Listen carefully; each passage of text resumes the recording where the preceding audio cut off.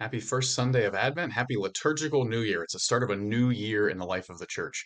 And so we pick up the new year where the old year left off as far as the themes of the readings go, right? Towards the end of the liturgical year, we start focusing on the end of time and Jesus's return.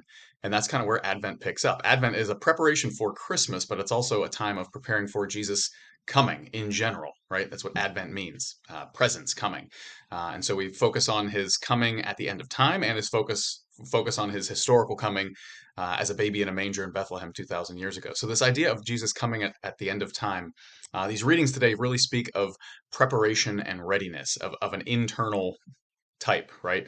Um, there's this imagery throughout Advent of getting the home ready and all this kind of stuff, for Christmas and all that kind of thing. That external preparation is supposed to help us on an internal level. That's the sacramental principle of the Catholic faith, right? The external reveals the internal. And so Jesus talks about being ready. At the time of Noah and the flood, people were working and doing all this sort of stuff, and then the flood came and it surprised them, right? And they didn't know what was happening. And he talks about people being at work in a field. One will be taken, one will be left behind. And someone grinding in a mill, one will be taken, one will be left behind. What is he getting at there? What he's getting at is we need to go about the ordinary activities of our lives.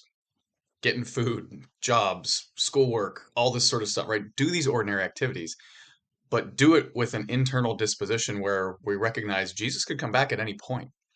And so that doesn't mean don't do these things. That means do them, but do them in a way that doesn't isn't fixated on I have to work because that's where I get my value and that's the most important thing in life. I have to go to school because I have to get good grades because I have to get into college because I have to get a good job so I can make a bunch of money and be happy, right? No.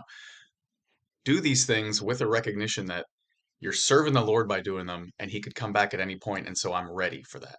And so the question for us as Advent kicks off is are you ready? Are you prepared? And what do you have to do to make your heart ready this Advent?